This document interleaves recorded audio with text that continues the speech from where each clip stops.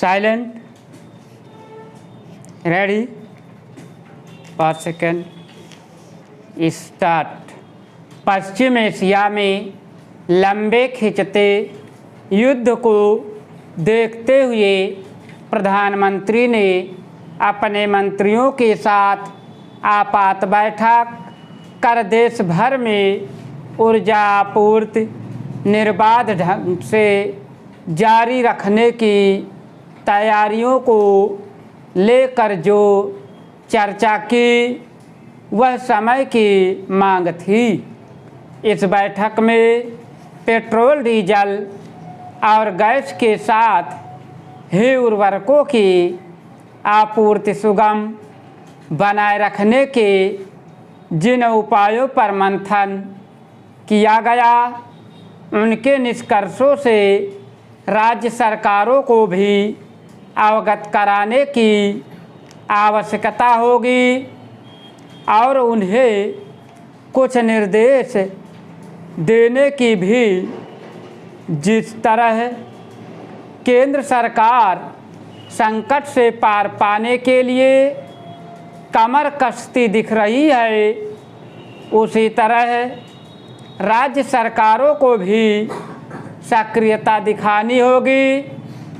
उचित यह होगा कि प्रधानमंत्री राज्यों के मुख्यमंत्रियों और मुख्य सचिवों के साथ भी इस उद्देश्य से चर्चा करें कि हर स्तर पर यह संदेश पहुँचे कि देश में कहाँ पर भी ऊर्जा एवं उर्वरक संकट पैदा नहीं होने दिया जाएगा।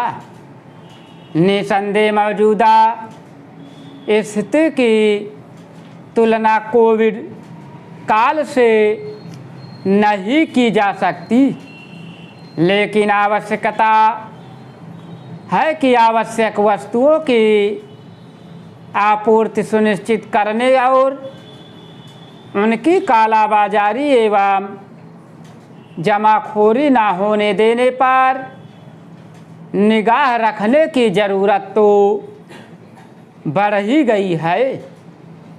केंद्र और राज्य सरकारों के केवल यही नहीं देखना कि ऊर्जा संसाधनों की आपूर्ति सुगमता से होती रहे, बल्कि इस पर भी ध्यान देना होगा कि अर्थव्यवस्था के पहिए गतिमान बने रहे।